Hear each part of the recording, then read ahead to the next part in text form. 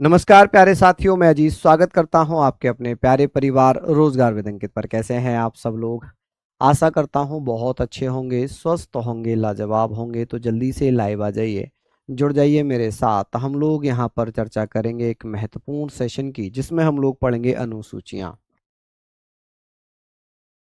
चलिए, यहाँ पर हम लोग चर्चा कर लेते हैं एक महत्वपूर्ण सेशन के बारे में। तो सभी साथियों से अनुरोध है कि जितने भी बच्चे यहाँ पर लाइव हैं, सभी बेहतरीन तरीके से नोट्स बनाते रहें, और जो बाद में भी देखते हैं वो भी नोट्स बनाते रहें। आज थंबनेल नहीं लग पाया, चलिए कोई बात नहीं। पॉलिटी हम लोग पढ़ रहे हैं, प्रस्तावना हमने की थी, हम पॉलिटी के बारे में बात करेंगे। तो आप लोग ध्यान रखिएगा कि सर पॉलिटी, जिसमें हम आज अनुसूचियां पढ़ेंगे। क्या पढ़ेंगे? अनुसूचियां। अनुसूचियां। तो आप लोग कह सकते हैं सर अनुसूचियां, जिन्हें हम शेड्यूल कहते हैं। क्या कहते हैं जी? शेड्यूल्स कहते हैं। तो आप लोग भैया पढ़ लीजिएगा बेहतरीन तरीके से, सारे पॉइंट आप लोग यहाँ पर लिखिएगा कि सर अनुसूचियां हमने पढ़ा था कि जब हमारा संविधान लागू हुआ, जब हमारा संविधान लागू हुआ तो हमारे संविधान में मात्र 8 अनुसूचियां थी, और वर्तमान में हमारे संविधान में 12 अनुसूचियां हैं। तो आप कहेंगे सर मूल संविधान की अगर मैं बात करूं, मूल संविधान की अगर मैं बात करूं, ओरिजिनल कॉन्स्टिट्यूशन की अगर मैं बात करूं, तो आप क्या बताइएगा? आप कहेंगे सर जो ओरिजिनल कॉन्स्टिट्यूशन है, ओरिजिनल कॉन्स्टिट्यूशन। तो आप मुझे बताएंगे सर ओरिजिनल कॉन्स्टिट्यूशन की अगर चर्चा होगी तो आप लोग क्या कहेंगे? आप कहेंगे सर ओरिजिनल कॉन्स्टिट्यूशन में, इसमें कुल 8 अनुसूचियां थी। कितनी शेड्यूल्स हुआ करती थी? 8 अनुसूचियां, 8 शेड्यूल्स हुआ करती थी। लेकिन अगर बात करें कि वर्तमान समय में अनुसूचियों की संख्या कितनी है, वर्तमान की अगर मैं बात करूं, वर्तमान या प्रेजेंट की अगर मैं बात करूं, प्रेजेंट, चलिए बताइए, प्रेजेंट की अगर मैं बात करता हूं तो आप लोग क्या बताइएगा कि सर वर्तमान समय में 12 अनुसूचियां हैं। कितनी? 12। तो ये हम पढ़ेंगे कि भैया 9वीं कब जोड़ी गई, 10वीं कब जोड़ी गई, इन पर भी हम लोग चर्चा करते हुए चलेंगे। फिलहाल हम लोग बात करते हैं कि पहली अनुसूची की। हम यहाँ पर बात करते हैं कि सर अनुसूची 1, इसमें क्या लिखा हुआ है? अनुसूची 1, चलिए आप बताइए। अनुसूची यानी कि शेड्यूल नंबर 1, शेड्यूल नंबर 1, इसमें क्या लिखा है? संघ और उसके राज्य क्षेत्र, यानी कि भारत के राज्य एवं संघ शासित प्रदेशों के जो नाम हैं, उनकी सीमाएं हैं, उनका क्षेत्र है, वो सारा प्रावधान किस में दिया है? तो वो दिया है अनुसूची 1 में। और हम लोग ये भी जानते हैं कि भैया जो अनुसूची 1 है, अनुसूची जो 1 है, इसमें हम लोग ये भी पढ़ते हैं कि भैया जो न्यायिक क्षेत्र रखे गए हैं, जो सीमाएं हैं, वो सब किस में आ जाती है? अनुसूची 1 में। तो आप कहेंगे सर संघ और उसके राज्य क्षेत्र, संघ एवं, संघ एवं उसका राज्य क्षेत्र, या उसके राज्य क्षेत्र, उसके राज्य क्षेत्र, ये संविधान के भाग 1 में भी यही दिया हुआ है। ठीक है, राज्य क्षेत्र। आप कहेंगे sir union and it's territories, भाग 1 में भी यही है भैया, यूनियन एंड इट्स टेरिटरीज। आप कहेंगे सर इट्स टेरिटरीज, तो भैया उसके राज्य क्षेत्र का प्रावधान यहाँ पर किया गया है कि भैया ये बताइए कि भारत में जो राज्य क्षेत्र हैं, तो इसका वर्णन क्या हो जाएगा? आप कहेंगे सर भारत में, आप कहेंगे भारत में कुल राज्यों की संख्या कितनी है? भारत में राज्यों के, राज्य राज्य जो भारत के राज्य हैं, जैसे 28 राज्य हैं, एवं केंद्र शासित प्रदेश वो कितने हैं? 8 हैं। 28 राज्य, 8 केंद्र शासित प्रदेश हो गए। साथ में प्रदेशों के नाम, सीमाएं और उसके न्यायिक क्षेत्र सब किस में आते हैं? तो इसी में आते हैं। आप कहेंगे सर टोटल राज्य कितने हैं भारत में, स्टेट्स कितने हैं? स्टेट्स आप कहेंगे सर 28 स्टेट्स हैं। कि भैया केंद्र शासित प्रदेश कितने हैं? केंद्र शासित प्रदेश यानी कि यूनियन टेरिटरी जिसे हम कहते हैं, केंद्र शासित प्रदेश। अब चर्चा ये है कि सर केंद्र शासित प्रदेशों की संख्या 8, जैसे दिल्ली, चंडीगढ़, है ना, अंडमान निकोबार, लक्षद्वीप, पुदुचेरी, है ना, पांडिचेरी। तो इस प्रकार से जो केंद्र शासित प्रदेश है उनकी संख्या है 8, राज्यों की संख्या है 28। ठीक है। अच्छा, इसमें और क्या क्या हम पढ़ेंगे सर? राज्यों के नाम इसमें हम पढ़ेंगे कि सर इसमें राज्यों के नाम, राज्यों के नाम इसमें हम पढ़ेंगे, नाम पढ़ेंगे, सीमाएं पढ़ेंगे। क्या पढ़ेंगे? सीमाएं पढ़ेंगे, उनकी बाउंड्रीज क्या हैं, उनके न्यायिक क्षेत्र क्या हैं, न्यायिक क्षेत्र ये भी किस में आ जाएंगे? ये सब भी अनुसूची 1 में ही आएंगे। किस में आएंगे? अनुसूची 1 में ही आएंगे। Name, boundaries, jurisdictions, areas of the state and union territories of India. ठीक है। तो यहां पर आप कहेंगे सर जल्दी जल्दी से बताइएगा, सारी चीजों को हम लोग यहां पर पढ़ लेते हैं। अब ये हमने पढ़ लिया कि सर भारत में 28 राज्य, जबकि हमने पढ़ा 29वां राज्य तेलंगाना बना है। बिल्कुल सही पढ़ा है आपने, 29वां राज्य तेलंगाना बना है। नमस्कार। चलिए हम लोग बात कर रहे हैं सर 29वां राज्य तेलंगाना बना, लेकिन हुआ क्या? हुआ क्या? जो जम्मू कश्मीर था उसे 31 अक्टूबर 2019 में राज्य का दर्जा समाप्त कर केंद्र शासित प्रदेश में बांट दिया। यानी कि एक लद्दाख और एक जम्मू कश्मीर, 2 केंद्र शासित प्रदेश बन गए। 7 पहले से थे, 2 और 7 कितने हो गए? 9। तो केंद्र शासित प्रदेश तो 9 होने चाहिए थे, लेकिन मैंने तो यहाँ पर 8 लिखे हैं। ठीक है। अब मैं यहाँ पर ये बताना चाहूंगा कि भैया क्या किया गया, दादर नगर हवेली दमन दीव को पुनः मिलाकर 2020 में क्या कर दिया जी? 26 जनवरी 2020 में उसे पुनः क्या कर दिया है?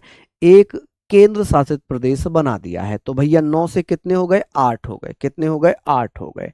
चलिए ये सारी चीजें आप लोग यहाँ पर जल्दी जल्दी से नोट डाउन कर लीजिए। यहाँ पर आप लोग नोट डाउन करिएगा, किसी को कोई दिक्कत तो नहीं है। आगे बात कर लेते हैं कि सर अनुसूची 2 में क्या दिया हुआ है? आप कहेंगे सर अनुसूची 2। अब आप लोग मुझे बताइए सर यहां पर अनुसूची 2 में क्या लिखा हुआ है? अनुसूची 2, अनुसूची 2 में क्या लिखा हुआ है? जल्दी जल्दी से बताइए। आप कहेंगे सर अनुसूची 2 में क्या लिखा हुआ है जी? चलिए बता दीजिए। अनुसूची 2 क्या कहता है? यहां पर हम बात करेंगे सर वेतन एवं भत्ते, वेतन एवं भत्ते कि सर जो वेतन और भत्ते दिए जा रहे हैं ये किसे दिए जाएंगे? वेतन एवं भत्ते, सैलरी एंड, आप कहेंगे सर जो सैलरी एंड अलाउंसेस, आप क्या कह सकते हैं सर? सैलरी, वेतन एवं भत्ते, सैलरी एंड अलाउंसेस। जो भैया अलाउंसेस दिए जाते हैं वो किस किस को मिलते हैं अनुसूची 2 के अनुसार? अलाउंसेस। आप कहेंगे सर जैसे कि भारत का राष्ट्रपति है, भारत का राष्ट्रपति है, उपराष्ट्रपति है, राज्यपाल है, लोकसभा अध्यक्ष है, उपाध्यक्ष है, राज्यसभा के सभापति हैं। ठीक है, राज्यसभा के सभापति हैं, उपसभापति हैं। इन्हें जो वेतन मिलेगा, इन्हें जो वेतन मिलेगा वो यहीं से मिलेगा। ठीक है। सुप्रीम कोर्ट, हाई कोर्ट के जो मुख्य न्यायाधीश हैं, जजेस हैं, इन्हें भी वेतन यहीं से मिलेगा। कैग को भी वेतन यहीं से मिलेगा। ठीक है। तो इसके अनुसार कौन कौन से आ जाते हैं? आप कहेंगे सर राष्ट्रपति हुए, राष्ट्रपति जिन्हें प्रेसिडेंट कहते हैं, लिखने की आवश्यकता तो नहीं है। राष्ट्रपति, राज्यपाल, गवर्नर, इंग्लिश वाले बच्चे लिखते रहना गवर्नर, मैं बोलता रहूंगा क्योंकि समय लगेगा लिखने में। राष्ट्रपति, प्रेसिडेंट, राज्यपाल, गवर्नर। ठीक है। लोकसभा अध्यक्ष,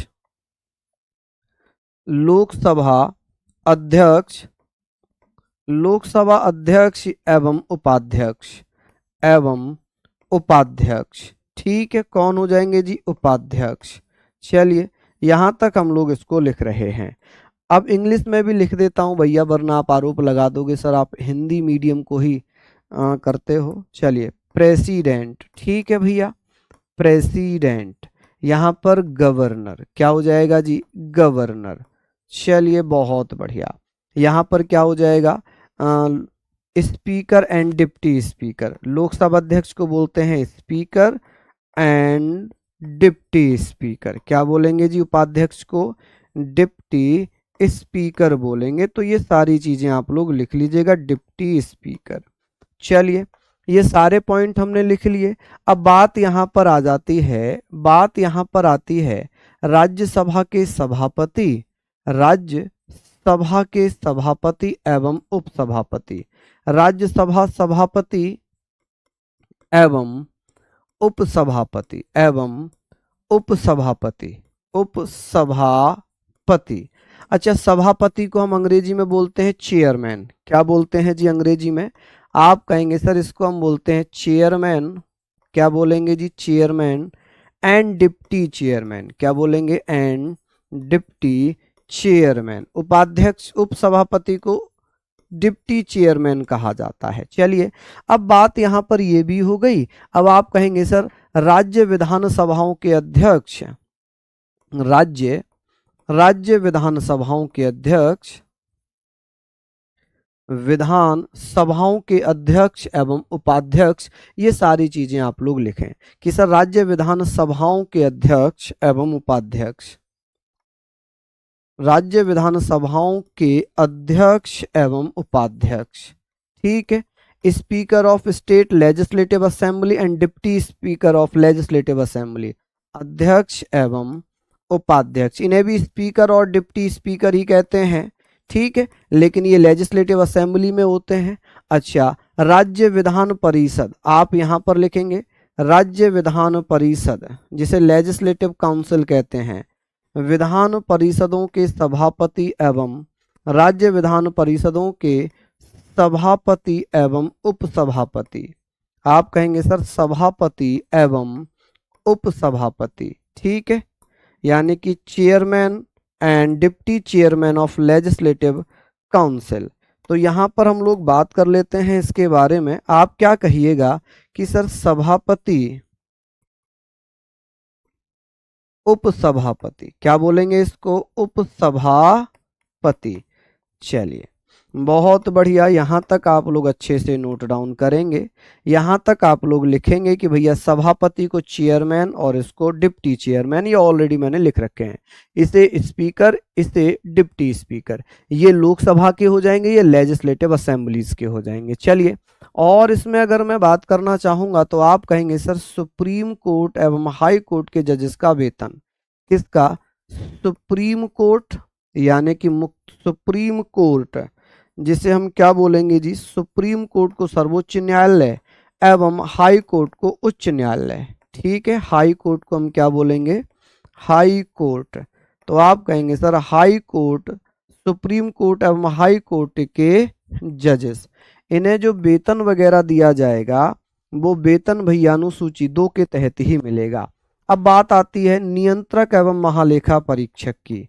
नियंत्रक एवं महालेखा परीक्षक, महालेखा परीक्षक।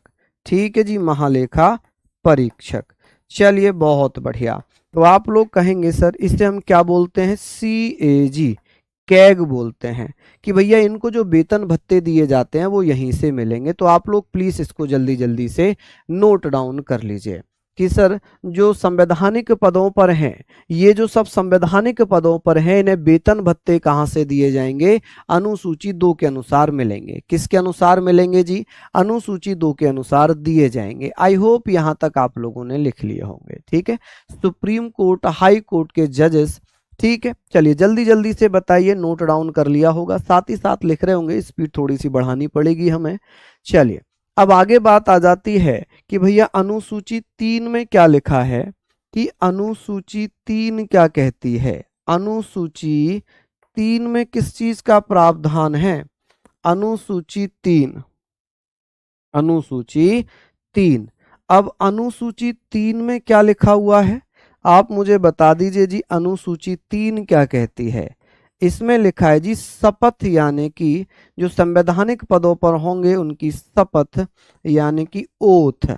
अब जल्दी से बताइए, ओथ। अब इसमें किस किस की शपथ का प्रावधान है? कौन कौन शपथ ग्रहण करेगा? तो भैया यहां पर आप लोग मुझे क्या बताएंगे कि सर अनुसूची 3 में क्या होगा? संसद और विधान मंडलों के सदस्य। ठीक है जी, सदस्य। ठीक, संसद एवं राज्य के मंत्री। ठीक है, चाहे वो मंत्री राज्य से हो, चाहे वो मंत्री संसद से हो, चाहे वो कैबिनेट मंत्री हो, चाहे वो राज्य मंत्री हो। सुप्रीम कोर्ट, हाई कोर्ट के जजेस, नियंत्रक एवं महालेखा परीक्षक। तो आप कहेंगे सर इसमें शपथ का प्रावधान क्या है? आप कहेंगे सर संसद एवं विधानमंडल, संसद एवं विधान मंडल, ठीक है जी, विधानमंडलों के सदस्य, ठीक है। आप कहेंगे मेंबर्स ऑफ, यहां पर आप कहेंगे सर मेंबर्स ऑफ पार्लियामेंट, ठीक है जी, पार्लियामेंट, आप कहेंगे sir parliament, member of parliament and legislature, जो स्टेट लेजिस्लेचर होता है ना, जैसे विधानसभा, विधान परिषद, लेजिस्लेचर, तो आप कहेंगे सर इनके जो सदस्य होंगे इन्हें वेतन कौन सी अनुसूची के तहत मिलेगा, शपथ कौन सी अनुसूची के तहत मिलेगा, ये सारा पूछा जाता है। आप कहेंगे सर यहाँ पर केंद्रीय एवं राज्य मंत्री, आप क्या कहेंगे सर, केंद्रीय एवं राज्य मंत्री, केंद्रीय एवं राज्य मंत्री। अब इसमें आप लोग समझेंगे इसका मतलब क्या है, संसद और राज्य से बनने वाले मंत्री, यानी कि संसद और राज्य के मंत्री केंद्रीय एवं राज्य मंत्री जो शपथ ग्रहण करेंगे वो अनुसूची 3 के तहत शपथ ग्रहण करेंगे। यहां पर हम बात करेंगे कि सर सुप्रीम कोर्ट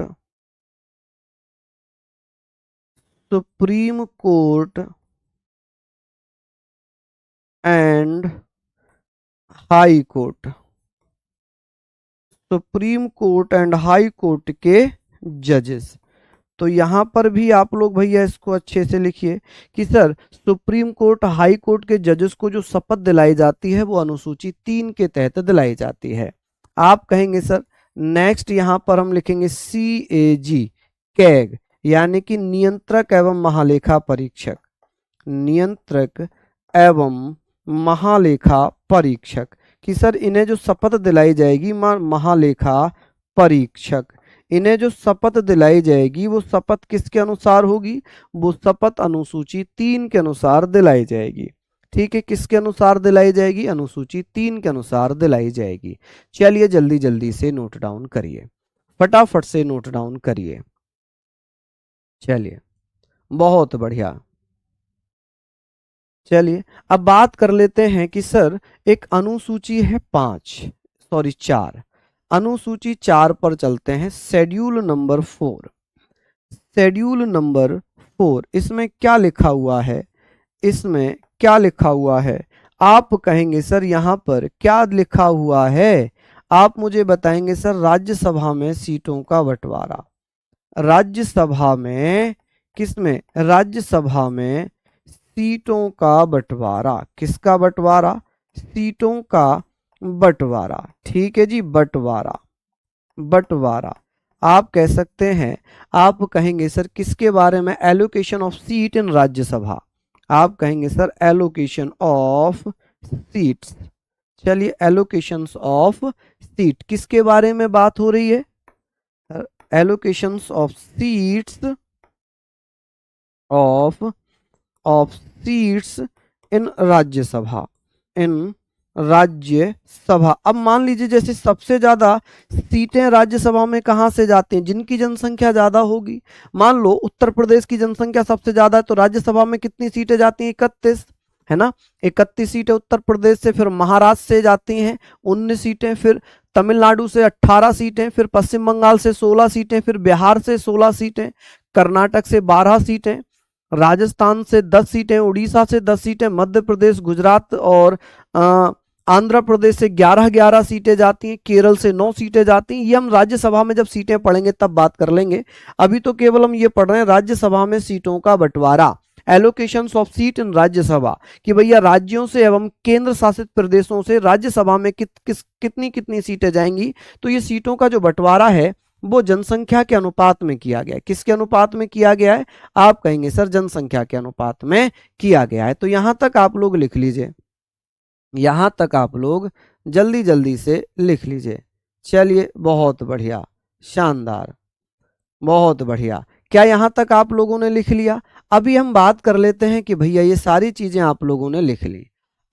अब बात करते हैं सर 5वीं अनुसूची की, कि सर 5वीं अनुसूची क्या कहती है, 5th अनुसूची नंबर 5, आप कहेंगे सर अनुसूची 5th क्या लिखा है जी इसमें? इसमें लिखा है अनुसूचित जाति अनुसूचित जनजाति क्षेत्रों का प्रशासन व नियंत्रण। अब यहां पर हम क्या कर रहे हैं? आप कहेंगे सर अनुसूचित जाति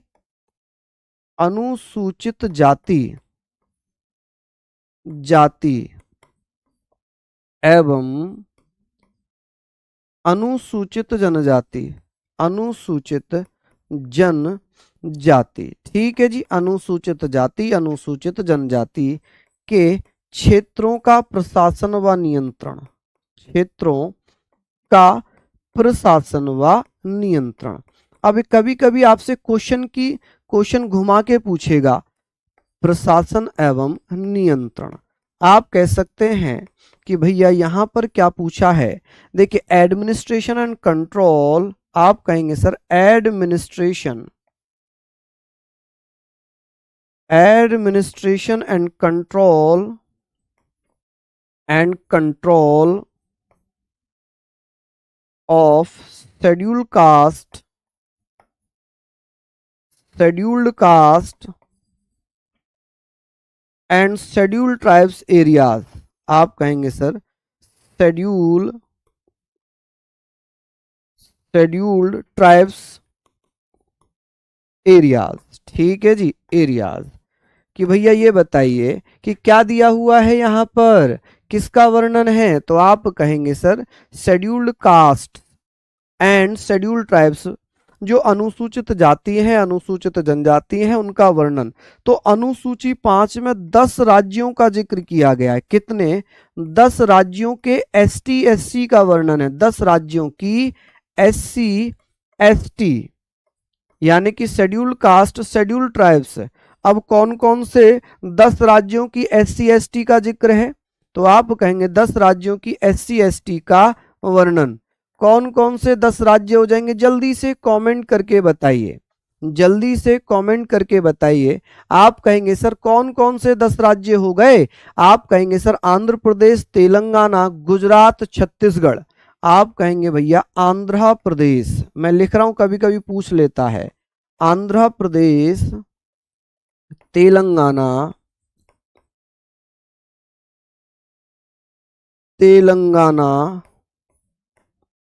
आंध्र प्रदेश, तेलंगाना, गुजरात, छत्तीसगढ़। ठीक है, ये कभी कभी पूछ लेगा कि अनुसूची 5 में किस किस राज्य का जिक्र किया गया है। तो आप कहेंगे छत्तीसगढ़ है, झारखंड है, झारखंड हो जाएगा। आप कहेंगे सर हरियाणा भी होगा क्या? आप कहेंगे हरियाणा तो इसमें आता ही नहीं है, तो फिर बचा क्या? हरियाणा की जगह हिमाचल इसमें होगा। कौन सा हो जाएगा? हिमाचल। ठीक है, हरियाणा में अनुसूचित जाति है ही नहीं। ठीक है जी, आप कहेंगे सर आंध्र प्रदेश, तेलंगाना, गुजरात, छत्तीसगढ़, हिमाचल प्रदेश, यानी कि 6 हो गए, 4 और रह गए। मध्य प्रदेश, महाराष्ट्र। आप कहेंगे सर मध्य प्रदेश,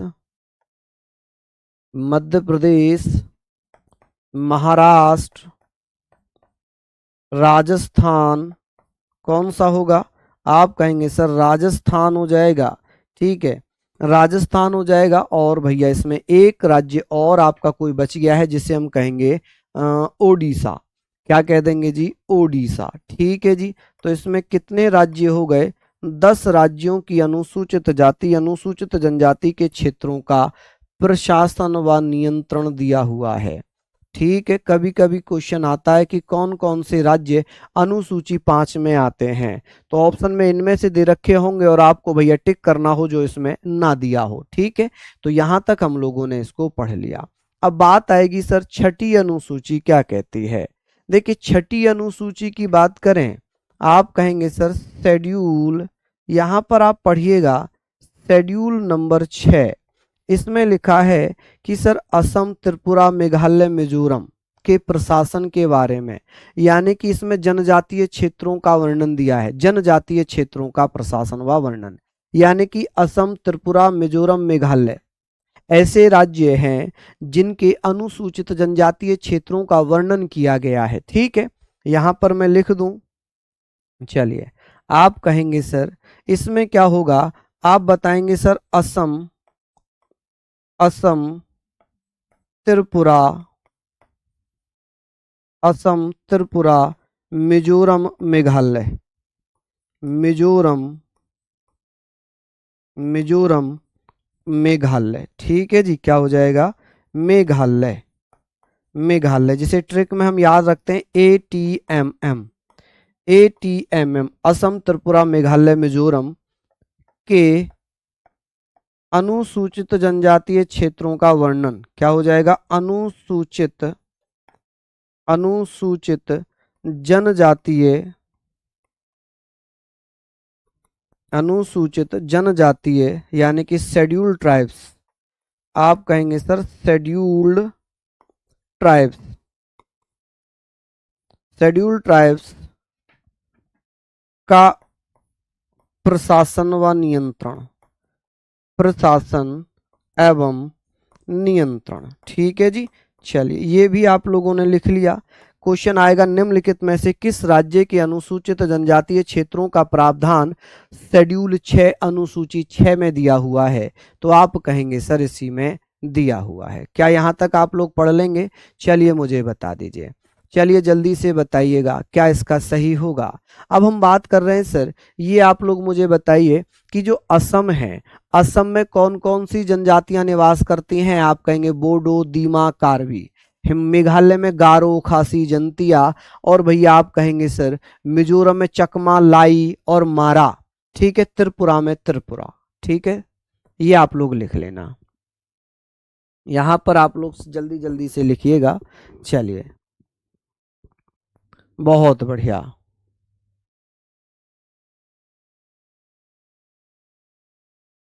चलिए देखिए, इन 4 राज्यों में क्या है, इन 4 राज्यों में भैया क्या दिया हुआ है? स्वायत्ता जिला परिषद यानी कि ऑटोनॉमस डिस्ट्रिक्ट काउंसिल बनी हुई है, जिसमें 30 सदस्य होते हैं।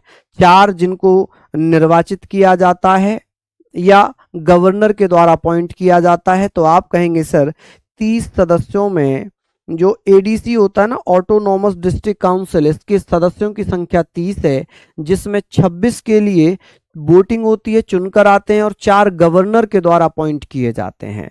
तो इन 4, अगर मैं यहां पर बात करूं कि सर जो ATMM है ना, इन 4 राज्यों में क्या हो जाएगा भैया? 4 राज्यों में कौन सी सत्ता काम करती है? आप कहेंगे सर स्वायत्ता, स्वायत्ता जिला परिषद, जिला परिषद, जिसे हम क्या बोल सकते हैं जिला परिषद को?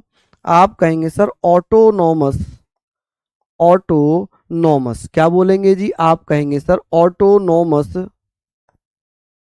Nomos district council, district council. ठीक है जी, डिस्ट्रिक्ट काउंसिल। चलिए यहां पर हम लोग इसको पढ़ लेते हैं, डिस्ट्रिक्ट काउंसिल हो जाएगा। अब इसमें अगर मैं बात करूं ADC, इसको मैं ऊपर लिख दूं क्या, यहां पर लिख दूं क्या? ADC, ADC का मतलब समझ गए, स्वायत्ता जिला परिषद। ये चारों कहां पर काम कर, चारों राज्यों में क्या है? स्वायत्ता जिला परिषद। इसमें टोटल सदस्य कितने होते हैं? 30, जिसमें 26 भैया निर्वाचित होते हैं। 26 कौन होते हैं? निर्वाचित, जिनके लिए वोटिंग होती है, और 4 होते हैं राज्यपाल द्वारा, राज्यपाल द्वारा, राज्यपाल द्वारा, द्वारा इसमें मनोनीत होते हैं। कौन होते हैं? मनोनीत होते हैं। ठीक है, राज्यपाल द्वारा मनोनीत होते हैं। तो कुल मिलाकर ऑटोनॉमस डिस्ट्रिक्ट काउंसिल, जिसे जिसे स्वायत्ता जिला परिषद कहते हैं, इसमें कुल मिलाकर 30 सदस्य होते हैं, 26 निर्वाचित होते हैं, 4 राज्यपाल के द्वारा मनोनीत होते हैं। क्या यहां तक आप लोग लिख पाए? अब ये बताइए, यहां पर आप कहेंगे सर जो ये ADC है, ऑटोनॉमस डिस्ट्रिक्ट काउंसिल है, इसको निलंबित करने की जो शक्तियां हैं या निलंबन का जो अधिकार है, वो केवल और केवल राज्यपाल को है। ठीक है, किसको है? राज्यपाल को दिया हुआ है। तो यहां तक इन सारे फैक्ट को आप लोग फटाफट से नोट डाउन करिएगा। ठीक है भैया, यहां तक आप लोग नोट डाउन कर लीजिएगा। ठीक है, हाँ जी बेटा, थोड़ा सा आज क्लास में छुट्टी रखूंगा, थोड़ी सी क्लास में छुट्टी रखूंगा। रीज़न ये है कि हमारे परिवार में ही एक शादी है। परिवार में क्या, मेरे छोटे भाई यानी कि चाचा के बेटे की शादी है, तो उस फंक्शन में भी आज शामिल होना है। ठीक है, हालांकि फंक्शन चल रहा है, मैं क्लास ले रहा हूँ। ठीक है, तो मैं आप लोगों से आज के लिए यहीं क्षमा चाहता हूँ। कल भी ये क्लास जो है, कल भी ये 30 मिनट की ही क्लास रहेगी। ठीक है, ठीक है। और 25 तारीख से क्लास अपनी अपनी रेगुलर फॉर्म में चलेगी, तो जिसमें आपको टेंशन लेने की आवश्यकता नहीं पड़ेगी। आई होप आप सब समझते होंगे, जब घर में फंक्शन होता है तो भैया ज़रूरी है, और आपकी क्लासेस भी ज़रूरी है। ऐसा नहीं कि भैया आपकी क्लासेस को छोड़ दिया जाए। तो आप लोग भैया पढ़ लें, मेहनत कर लें। 7वीं अनुसूची से हम कल कंटिन्यू कर रहे होंगे। ठीक है, कल 24 तारीख है ना, हाँ, तो कल कंटिन्यू कर रहे होंगे। ठीक है, तो आप लोग ये पढ़ लीजिए। उम्मीद है अच्छे से शानदार तरीके से सारी चीज़ें आपको समझ में आ गई होंगी। ठीक है, फिर मिलेंगे 7वीं अनुसूची के साथ। तब तक के लिए जय हिंद, जय भारत।